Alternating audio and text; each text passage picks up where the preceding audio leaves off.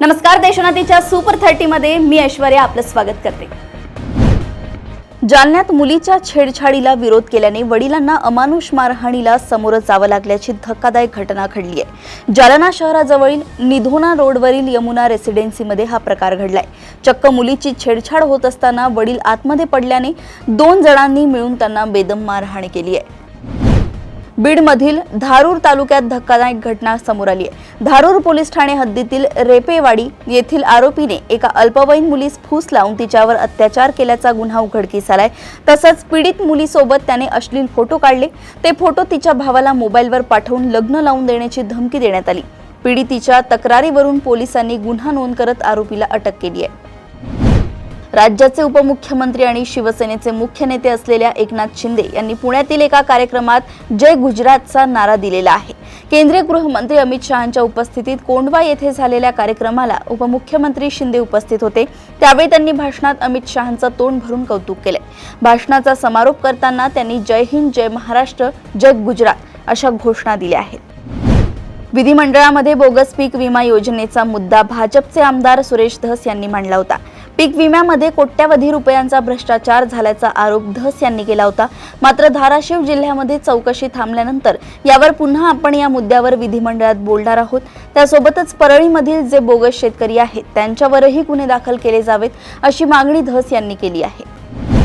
नियमित अधिकाऱ्याच्या अनुपस्थितीत सहदुय्यम निबंधक म्हणून अतिरिक्त पदभार स्वीकारला। मात्र त्यानंतर अवघ्या काही तासातच नियतीने डाव साधला। चार्ज घेतल्यानंतर काही वेळातच तहसील कार्यालयातील युवा पदाधिकाऱ्याचा हृदयविकाराच्या तीव्र झटक्याने मृत्यू झाल्याची दुर्दैवी घटना यवतमाळमधून समोर आली आहे। विदर्भातील संतनगरी शेगाव येथून 33 दिवसांपूर्वी निघालेली गजानन महाराज यांची पालखी आज शुक्रवारी 4 जुलै रोजी भूतलावरील वैकुंठ म्हणून विख्यात पंढरपुरात डेरे दाखल झाली आहे। तब्बल 33 दिवस राज्यातील 9 जिल्ह्यांतून 750 किलोमीटरचा खडतर पायी प्रवास करून आणि अंगावर ऊन पाऊस झेलत ही पालखी श्री क्षेत्र पंढरपूर नगरीत दाखल झाली आहे। ओबीसी नेते लक्ष्मण हाके यांनी पुन्हा एकदा उपमुख्यमंत्री अजित पवार यांच्यावर जोरदार हल्लाबोल केलाय। त्यांनी आज पत्रकार परिषद घेतली। या पत्रकार परिषदेमध्ये बोलताना त्यांनी अजित पवार यांच्यावर निशाणा साधलाय। राज्यात ओबीसी विद्यार्थ्यांकडे दुर्लक्ष होत आहे। महाज्योतीला निधी मिळत नाही हा आमचा सवाल आहे। आम्ही आंदोलन केल्यानंतर अजित पवारांच्या कार्यकर्त्यांनी शिवराळ भाषा केली। ज्यांच्या तोंडी यशवंतराव चव्हाण यांचं नाव असतं त्यांनी शिवीगाळ केली असा आरोप यावेळी लक्ष्मण हाके यांनी केलाय। मुंबईत राहणाऱ्या परप्रांतीयांनाही मराठी बोलली पाहिजे असा आग्रह राज ठाकरेंचा आहे। मात्र आता प्रसिद्ध व्यावसायिक सुशील केडिया यांनी राज ठाकरेंना मराठी भाषेच्या आग्रहावरून डिवचलंय। सोशल मीडियावर पोस्ट करत केडिया यांनी म्हटलंय की राज ठाकरे लक्षात घ्या की मी मुंबईत 30 वर्षांपासून राहत असून मला मराठी नीट येत नाही आणि तुमच्या वाईट वागणुकीमुळे मी असा निश्चय केलाय की जोपर्यंत तुमच्यासारखे लोक मराठी भाषेचे कैवारी म्हणून वावरतायत तोपर्यंत मी मराठी शिकणार नाही। काय करायचंय बोल असा सवाल त्यांनी केलाय। आषाढी वारीच्या निमित्ताने लाखो भाविक पंढरपुरात दाखल होतात।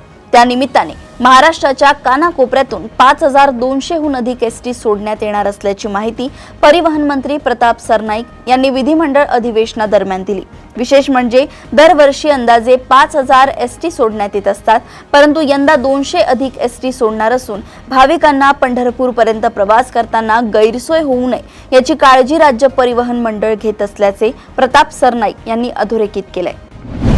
नंदुरबार जिल्हा पोलीस यंत्रणेमार्फत जिल्ह्यात भरोसा सेल आणि दामिनी पथकांचे काम उत्तमरित्या सुरू आहे। तसेच बालविवाह, गर्भलिंगदान आणि हुंडाबळी तसेच कौटुंबिक हिंसाचाराच्या प्रकरणात कडक कारवाई करण्याच्या सूचना महाराष्ट्र राज्य महिला आयोगाच्या अध्यक्षा रुपाली चाकणकर यांनी केल्या आहेत। त्याचबरोबर शालेय परिसरात मुलींची छेड काढणाऱ्यांसाठी दामिनी पथक यांनी शाळेत आणि परिसरात उपलब्ध असावे असे निर्देश देखील त्यांनी यावेळी दिले आहेत। छत्रपती संभाजीनगर शहरातील सिडको परिसरातील काळा गणपती मंदिरासमोर भाविक आणि 6 पादचाऱ्यांना भरधाव 4चाकी वाहनाने चिरडलंय। या भीषण अपघातात एकाचा जागीच मृत्यू झालाय तर 6 जण गंभीर जखमी झाले आहेत। त्यापैकी 3घांवर छत्रपती संभाजीनगरच्या जिल्हा रुग्णालयात उपचार सुरू आहेत तर उर्वरित 3घांवर MGM रुग्णालयात उपचार सुरू आहेत। वाहन चालकाला पोलिसांनी ताब्यात घेतलंय। आज विधानसभेत सिंधुदुर्ग जिल्ह्यातील 20 समस्यांवरून शिंदेच्या शिवसेनेचे आमदार निलेश राणे आक्रमक झाल्याचं पाहायला मिळालं। निलेश राणेंच्या मुद्द्यावर ठाकरेंच्या शिवसेनेचे आमदार भास्कर जाधव आणि आमदार रोहित पवार यांनी उघडपणे पाठिंबा दर्शवलाय। निलेश राणे आणि भास्कर जाधव हे कोकणातील दोन नेते कट्टर विरोधक आहेत। एकमेकांवर टीका करण्याची एकही संधी हे नेते सोडत नाहीत। मात्र आता कोकणातील गंभीर प्रश्नावर हे दोघेही एकत्र आल्याचं दिसून आलंय। साईबाबा संस्थानच्या वतीनं यंदा 9 ते 11 जुलै या कालावधीत गुरुपौर्णिमा उत्सव साजरा करण्यात येणार आहे। यासाठी सर्व तयारी पूर्ण झाली आहे। उत्सवानिमित्त देश-विदेशातील लाखो साई भक्त शिर्डीमध्ये दाखल होणार असून संस्थानकडून विविध धार्मिक आणि सांस्कृतिक कार्यक्रमांचं आयोजन करण्यात आलंय, अशी माहिती साईबाबा संस्थानचे मुख्य कार्यकारी अधिकारी गोरक्ष गाडीलकर यांनी दिली आहे। मीरा भाईंदरमध्ये व्यापाराला मारहाण करणाऱ्यांविरुद्ध गुन्हा दाखल करण्यात आल्याची माहिती मुख्यमंत्री देवेंद्र फडणवीस यांनी दिली। तसेच मराठी भाषेचा अभिमान असणं चुकीचं नाही, पण भाषेच्या नावाखाली गुंडगिरी खपवून घेणार नाही।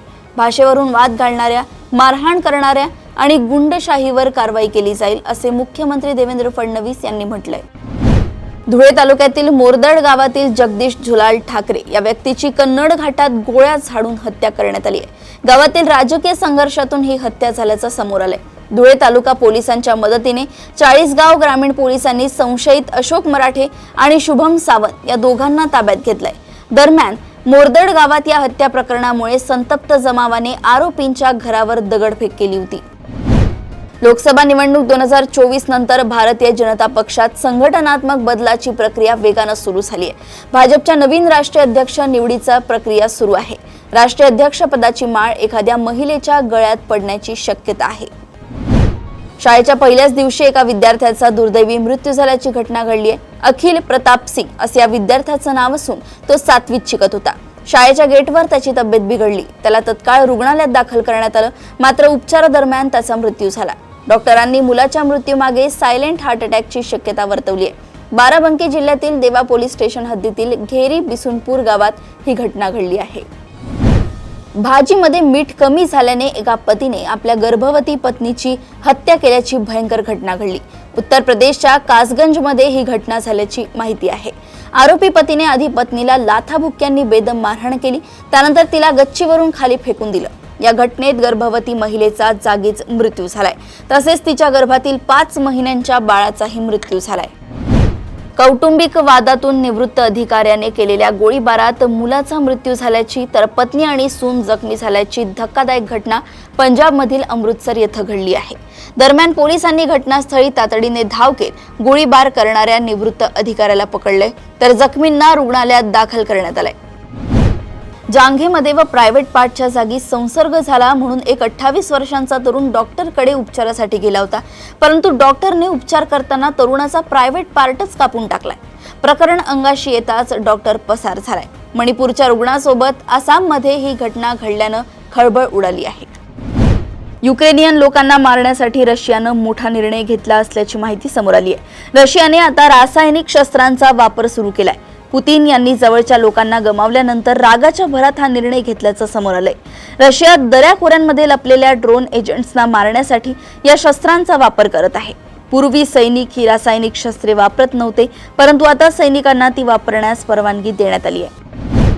चीनचे अध्यक्ष शी जिनपिंगच्या सत्तेचा अंत होणार आहे का? चीनमध्ये सत्ता पालटाची रणनीती सुरू आहे का?